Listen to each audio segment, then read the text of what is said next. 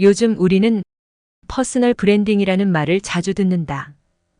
유튜브, 인스타, 블로그 등 SNS의 일상화, 온라인 스마트 스토어와 플랫폼의 발달로 개인도 브랜드가 되는 퍼스널 브랜딩에 익숙해졌다. 이제는 익숙함을 넘어서 우리 스스로가 브랜드가 되어야만 하는 시대이다. 퍼스널 브랜드가 나와는 상관없다고 생각할 수도 있다. 하지만 자본이 지배하는 세계에 살고 있는 사람들에게는 퍼스널 브랜딩으로 자신의 가치를 높이는 것이 필수적이다. 퍼스널 브랜딩은 당신의 직장이 무너져도 당신을 견고하게 붙들어주는 안전판이 된다. 무기가 되는 스토리는 브랜딩의 스토리가 얼마나 강력한 무기가 될 수 있는지 보여준다. 브랜딩을 통해 자신의 변화를 꾀하는 사람들 모두에게 아주 유용하다. 웹사이트가 예쁘다고 물건이 팔리지는 않는다. 물건을 팔아주는 것은 언어적 메시지이다. 우리가 분명한 메시지를 전하지 않는 한 고객은 귀담아 듣지 않는다. 하지만 분명한 메시지를 전하는 일이 결코 쉽지 않다. 모니터를 노려보며 무슨 말을 해야 하나 고민한 시간이 좋기 수천 시간이 될 것이다. 브랜드가 저지르는 실수는 고객이 그들의 제안을 이해하는데 너무 많은 뇌의 칼로리를 소모하게 만든다는 점이다. 사람들이 두뇌의 칼로리를 소모하지 않아도 되게끔 정보를 구성하는 가장 강력한 툴이 바로 스토리이다. 상대가 상사이든 고객이든 스토리는 고개를 끄덕이게 하는 강력한 장치가 된다. 스토리를 무기로 만들고 싶을 때 다음 세 가지를 기억하자. 첫째, 주인공은 고객이지 기업이나 당신이 아니다. 스토리 브랜드에서 스토리의 주인공이 브랜드가 아니라 고객이라는 사고의 전환이 핵심이다. 고객들은 기업이 아닌 자신들의 스토리에 관심이 있다. 스토리 브랜딩에서 고객을 주인공으로 설정하는 것은 어떤 사업에서든 대단히 중요하다. 커뮤니케이션 전문가가 추천하는 효과적인 프레젠테이션을 위한 전략은 강연자가 관객을 스타워즈의 주인공인 루크 스카이워크로 여기고 강연자 자신은 주인공 루크의 조력자인 요다라고 생각하라는 것이다. 별것 아닌 것 같지만 이런 생각의 전환은 강력한 효과를 발휘한다. 고객의 삶의 여정을 존중하면서도 강연자 또한 관객의 생존에 필요한 지혜나 제품, 서비스를 제공하는 리더로 설정되기 때문이다.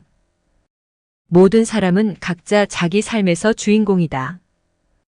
그리고 모든 사랑받는 스토리는 주인공이 성공을 향해 가는 이야기이다. 스티브 잡스가 픽사를 만나고 나서 애플의 소통 방식이 어떻게 격변했는지를 보면 브랜드 스토리가 고객을 주인공으로 만드는데 집중하는 것이 얼마나 중요한지 알 수 있다. 스티브 잡스가 애플에서 쫓겨나기 전 1983년 애플은 리사 컴퓨터를 출시했다.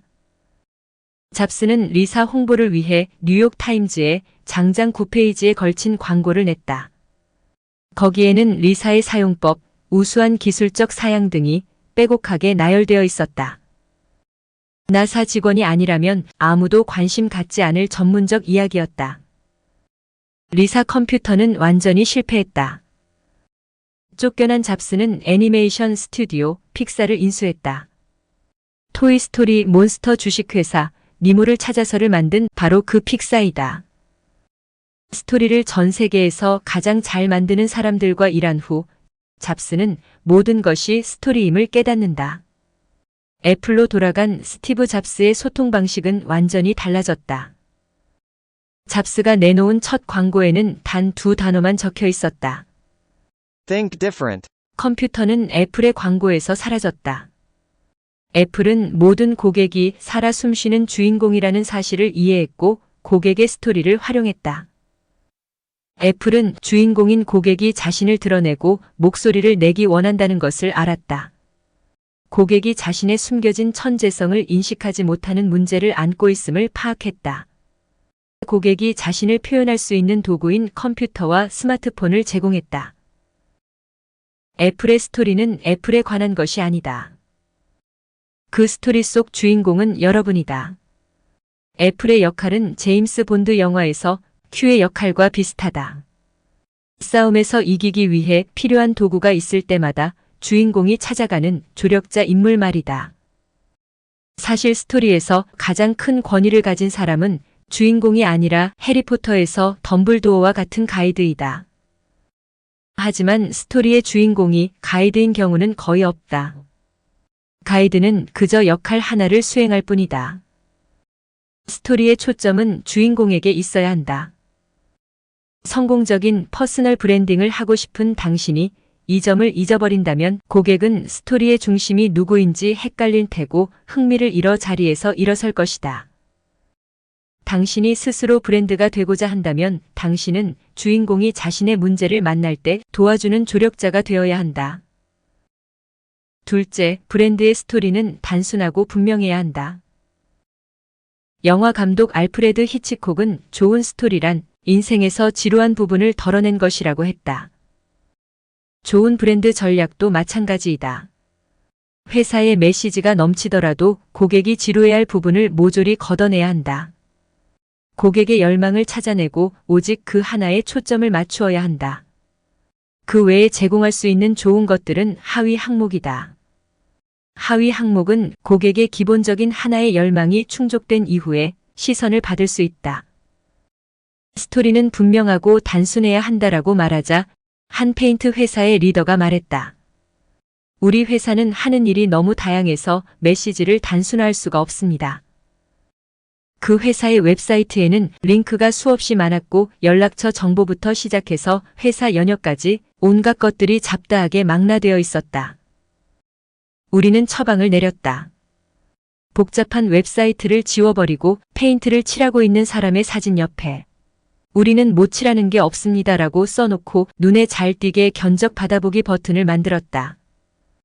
세계적인 브랜드 나이키가 우리 신발의 에어폼은 신체에 전달되는 충격을 방지하고 내구성을 가진 소재로 만들어졌습니다. 라고 광고하지 않는다.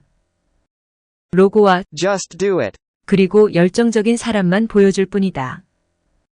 욕심을 버릴 수가 없어서 모든 문제를 한 번에 다루려 하면 브랜드 스토리는 소음이 된다. 소음 같은 메시지에 과연 고객이 얼마 동안 집중해 줄까? 결코 길지 않을 것이다. 셋째, 주인공인 고객은 변신을 원한다. 해리포터, 오만과 편견, 반지의 제왕, 나니아 연대기, 유명한 스토리들은 거의 모두 주인공의 변신을 품고 있다. 스토리가 시작될 때 주인공은 보통 모자람이 있다. 의심에 가득 차 있으며 자기 앞에 놓인 과제를 감당할 준비가 되어 있지 않다. 하지만 모든 사람이 갖고 있는 욕구가 바로 변신 욕구이다. 모두가 지금의 내가 아닌 다른 사람이 되고 싶어 한다. 좀 더 나은 사람, 좀 더 영향력 있는 사람, 아니면 그냥 자신을 좀 더 긍정적으로 수용하는 사람이 되고 싶어 한다. 모든 개인은 더 나은 정체성을 원한다. 주인공의 여정에는 난관과 갈등이 가득하다. 스스로를 의심하는 것은 유능하고 용감한 누군가가 되고 싶은 열망이 있기 때문이다. 훌륭한 브랜드는 주인공이 악당을 물리치고 변화하여 더 나은 자신이 되도록 돕는다. 주인공의 정체성 변화에 헌신하는 브랜드는 추종자를 만들어낸다. 나이키는 신발을 파는 것이 아니라 도전과 열정을 지닌 정체성을 판다. 애플은 컴퓨터를 파는 것이 아니라 내면의 창조성이라는 정체성을 판다. 지식 담기였습니다. 함께 해주셔서 감사드립니다. 영상이 좋으셨다면 구독과 좋아요, 공유 부탁드립니다.